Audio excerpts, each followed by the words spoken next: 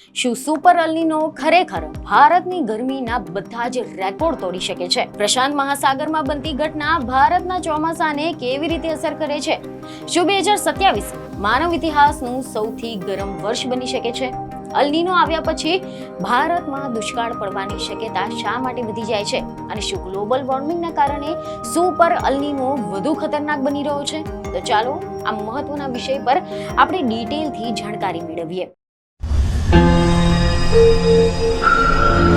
નમસ્કાર દર્શક મિત્રો, દિલોક સત્તા શોમાં આપણું સ્વાગત છે.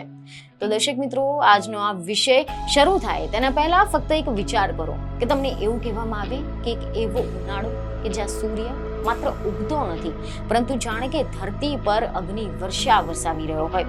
બપોરના સમયે રસ્તાઓ ખાલી પડી જાય, શહેરોની સિમેન્ટ અને કોન્ક્રીટની દિવાલો પણ તાપથી દહન થતી લાગે, વૃક્ષોની પાંખડીઓ પણ તાપની સામે ઝૂકી જાય. આની સાથે જ લોકો એક જ પ્રશ્ન પૂછતા હોય કે આ ગરમી ક્યારે ખતમ થશે? દુનિયા છેલ્લા ઘણા વર્ષોથી ગરમીના નવા રેકોર્ડ તૂટતા જોઈ રહી છે, પરંતુ હવે તો વૈજ્ઞાનિકોએ જે ચેતવણી આપી છે તે કદાચ આના અગાઉ કરતાં પણ વધુ ગંભીર છે. કારણ કે પ્રશાંત મહાસાગરના હૃદયમાં એક એવી ઘટના જન્મ લઈ રહી છે કે જે સમગ્ર વિશ્વનું હવામાન બદલી શકે છે. આ ઘટના છે અલ્નીનો, અને હવે ચર્ચા થઈ રહી છે તેના કરતાં પણ વધુ ભયાનક સ્વરૂપની, એટલે કે સુપર અલ્નીનોની. વૈજ્ઞાનિકો અને હવામાન નિષ્ણાતો કહે છે કે જો સુપર અલ્નીનો સર્જાય તો દુનિયાના ઘણા બધા ભાગોમાં અસાધારણ ગરમી, ભારે વરસાદ, ક્યાંક દુષ્કાળ અને અણધારી કુદરતી આપત્તિઓ પણ જોવા મળી શકે છે. અને તેની સીધી અસર ભારત જેવા દેશો પર પણ પડી શકે છે. જી હા, ભારત કે જ્યાં કરોડો લોકોનું જીવન ચોમાસા પર નિર્ભર હોય છે, કે જ્યાં ખેતી દેશની આર્થિક કરોડરજ્જુ છે, કે જ્યાં લાખો ગામડા વરસાદની રાહ જુએ છે, અને ત્યાં અલ્નીનોનો અર્થ એ માત્ર હવામાનનો ફેરફાર નથી પરંતુ જીવનશૈલીમાં પરિવર્તન પણ બની શકે છે. તો હવે અહીંયા પ્રશ્ન એ છે કે આ અલ્નીનો શું છે અને શા માટે વિશ્વભરના વૈજ્ઞાનિકો તેના વિશે ચિંતિત બન્યા છે? અને શું ખરેખર આવનારા વર્ષોમાં ભારતને કાળઝાળ ગરમી અને ઓછા વરસાદનો સામનો કરવો પડી શકે છે? તો આને સમજવા માટે આપણે થોડુંક પાછળ જઈએ અને સમજીએ કે પૃથ્વીના હવામાનના સૌથી મોટા રહસ્યોમાંના એક વિશે. તો મીડિયા અહેવાલ અનુસાર એવી માહિતી સામે આવી રહી છે કે પૃથ્વીના વાતાવરણ અને મહાસાગરો એકબીજાની સાથે સતત સંકળાયેલા રહે છે, કે જ્યાં સમુદ્રનું તાપમાન પવનને પ્રભાવિત કરે છે અને પવન ફરીથી સમુદ્રના તાપમાનને બદલાવે છે. અને આ સમગ્ર પ્રક્રિયાને વૈજ્ઞાનિક ભાષામાં ENSO એટલે કે એલ-નીનો સર્ધન ઓસિલેશન કહેવામાં આવે છે. અને આ સિસ્ટમના બે મુખ્ય ચરણ છે, અલ્નીનો અને લા-નીનોની. સામાન્ય સ્થિતિમાં પ્રશાંત મહાસાગરમાં પૂર્વથી પશ્ચિમ તરફ પવન વહે છે, જેને ટ્રેડ વિન્ડ્સ કહેવામાં આવે છે. આ પવન ગરમ પાણી પશ્ચિમ તરફ એટલે કે ઇન્ડોનેશિયા અને ઓસ્ટ્રેલિયા તરફ ધકેલી દે છે, જ્યારે પૂર્વ તરફ એટલે કે દક્ષિણ અમેરિકાના દરિયા કિનારે ઠંડુ પાણી ઉપર આવે છે. આને કારણે ત્યાં માછીમારો માટે અનુકૂળ પરિસ્થિતિ સર્જાય છે. પરંતુ જ્યારે આ પવન નબળો બની જાય છે અને ત્યારે સમગ્ર સિસ્ટમ બદલાઈ જાય છે અને ગરમ પાણી પાછું મધ્ય અને પૂર્વ પ્રશાંત તરફ ફેલાઈ આવે છે. આ સ્થિતિને અલ્નીનો કહેવામાં આવે છે. આ સમયે સમુદ્રની સપાટીનું તાપમાન સામાન્ય કરતાં વધારે થઈ જાય છે, અને તેની અસર માત્ર સમુદ્ર સુધી સીમિત રહેતી નથી પરંતુ સમગ્ર વિશ્વના હવામાન પર જોવા મળે છે. જ્યારે અલ્નીનો સર્જાય છે ત્યારે દક્ષિણ અમેરિકા વિસ્તારમાં ભારે વરસાદ થાય છે, જ્યારે ઓસ્ટ્રેલિયા અને દક્ષિણ પૂર્વ એશિયામાં દુષ્કાળ જેવી પરિસ્થિતિ ઊભી થાય છે. આ ઘટના દર 2 થી 7 વર્ષમાં એક વખત થતી હોય છે, પરંતુ તેની તીવ્રતા દર વખતે અલગ હોય છે.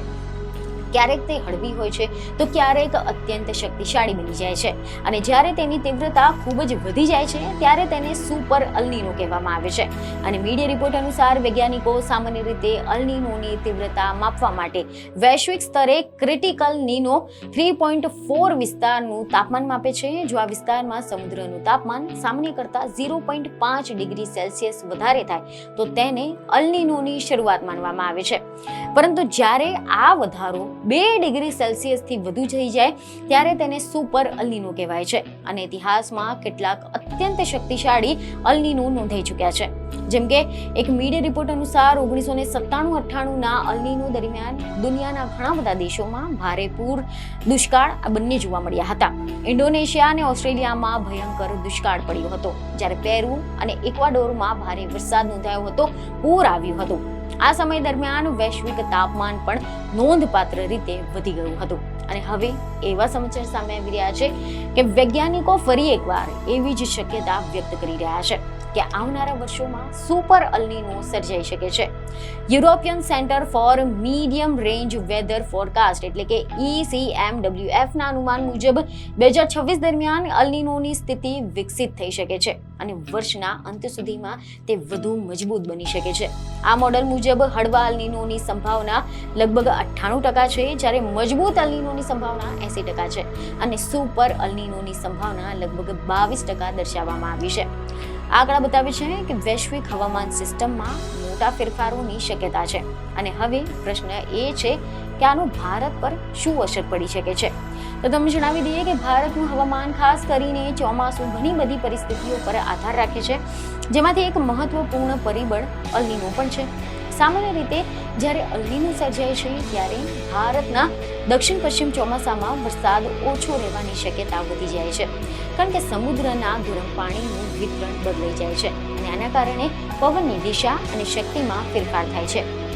આના જ કારણે ભારત તરફથી આવતા ભેજ ઓછા થઈ શકે છે અને ઇતિહાસના આંકડા દર્શાવે છે કે ઘણા વર્ષોમાં જ્યારે અલ્નીનોની સ્થિતિ હતી ત્યારે ભારતમાં દુષ્કાળ જેવી પરિસ્થિતિ સર્જાઈ ગઈ હતી. જો કે દર વખતે એવું જ બને તેવું પણ શક્ય નથી, કારણ કે અન્ય પરિબળો પણ અસર કરી શકે છે, જેમ કે ઇન્ડિયન ઓશન ડાયપોલ. જો ઇન્ડિયન ઓશન ડાયપોલ સકારાત્મક હોય તો પછી તે અલ્નીનોની અસરને થોડીક ઘટાડી દે છે. એટલે કે કેટલીક વાર અલ્નીનો ઓછો હોવા છતાં પણ ભારતમાં સામાન્ય અથવા તો વધુ વરસાદ થઈ શકે છે, પરંતુ જો અલ્નીનો ખૂબ જ મજબૂત હોય અને અન્ય પરિબળો અનુકૂળ ન હોય તો પછી પરિસ્થિતિ ગંભીર બની શકે છે, ખાસ કરીને કૃષિ ક્ષેત્ર માટે, કારણ કે ભારતના ઘણા ખેડૂતો વરસાદ પર આધાર રાખે છે. જો વરસાદ ઓછો પડે તો પાક ઉત્પાદન ઘટી શકે છે. આના કારણે ખાદ્ય પદાર્થોના ભાવ વધી શકે છે અને અર્થતંત્ર પર અસર જોવા પડી શકે છે.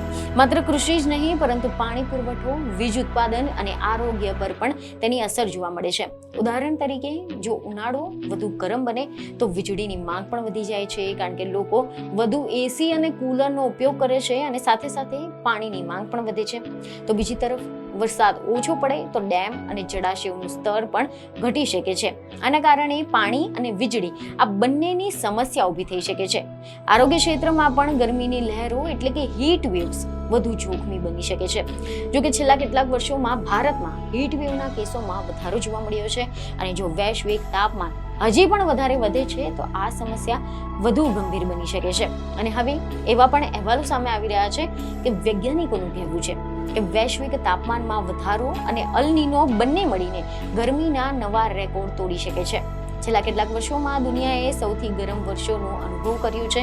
2023 અને 2024 દરમિયાન વૈશ્વિક તાપમાન ઇતિહાસમાં સૌથી ઊંચું નોંધાયું હતું અને હવે જો અલ્નીનો ફરી એકવાર મજબૂત બને તો પછી 2026 અથવા તો 2027 નવા રેકોર્ડ બનાવી શકે છે. કેટલાક વૈજ્ઞાનિકો તો એમ પણ કહી રહ્યા છે કે 2027 માનવ ઇતિહાસનું સૌથી ગરમ વર્ષ બની શકે છે.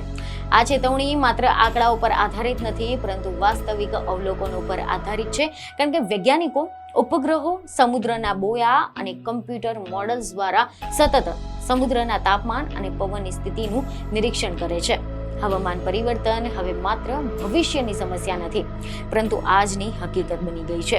દુનિયાભરના ઘણા શહેરો પહેલેથી જ ગરમીના નવા રેકોર્ડ અનુભવી રહ્યા છે અને વૈજ્ઞાનિકો હવે ચેતવણી આપી રહ્યા છે કે જો ગ્રીન હાઉસ ગેસ ઉત્સર્જન ઘટાડવામાં ન આવે તો આવનારા દાયકાઓમાં આ પરિસ્થિતિ વધુ ગંભીર બની શકે છે. અલ્નીનો જેવી કુદરતી ઘટનાઓ આ પ્રક્રિયાને વધુ તેજ બનાવી શકે છે.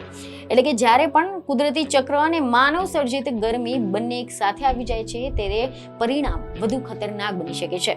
જેથી હવે પ્રશ્ન માત્ર એટલો નથી કે અલ્નીનો આવશે કે નહીં, પરંતુ પ્રશ્ન એ છે કે આપણે તેની અસર માટે કેટલા તૈયાર છે. શું આપણા શહેરો આવી વધતી ગરમી સહન કરી શકશે? શું આપણા ખેડૂત બદલાતા ચોમાસાની સાથે અનુકૂલન કરી શકશે? શું પાણીના સંસાધનો પૂરતા રહેશે? અને શું આપણી વૈશ્વિક તાપમાન વધારવાને રોકવા માટે પૂરતા પગલાં લઈ રહ્યા છે? કારણ કે જો આપણે આજે યોગ્ય પગલાં નહીં લઈએ તો પછી આવનારા વર્ષોમાં ગરમીના રેકોર્ડ તૂટતા રહેવું એ શક્ય બની શકે છે. અને કદાચ એક દિવસ આપણે એવો ઉનાળોનો સામનો કરીશું કે જ્યાં લોકો માત્ર ગરમી વિશે વાત નહીં કરે પરંતુ જીવતા રહેવા માટે તેની સામે લડાઈ લડશે. અને કદાચ એ દિવસ ખૂબ દૂર ન હોઈ શકે, કારણ કે પ્રશાંત મહાસાગરના ઊંડાણમાં શરૂ થઈ ગયેલી આ એક ગરમ લહેર સમગ્ર દુનિયાના હવામાનને બદલવાની તૈયારી કરી રહી છે. અને તેની અસરથી કોઈ દેશ સંપૂર્ણપણે બચી શકશે નહીં, ભારત પણ નહીં. એટલે કે વૈજ્ઞાનિકો આજે પણ ફરી એકવાર દુનિયાને ચેતવણી આપી રહ્યા છે કે ધ્યાન આપો, કારણ કે પેસિફિક મહાસાગરમાં કંઈક પણ મોટું બનવાની શરૂઆત થઈ ગઈ છે અને તેનો પ્રભાવ કદાચ આગામી વર્ષોમાં આપણે બધા અનુભવવા જઈ રહ્યા છે. તો આશા છે કે આ માહિતી તમને મહત્વની લાગી હશે, જેથી અમારા વિડીયોને લાઈક અને શેર જરૂરથી કરજો. બીજને ખબર સાથે ફરી મળીશું. ધન્યવાદ.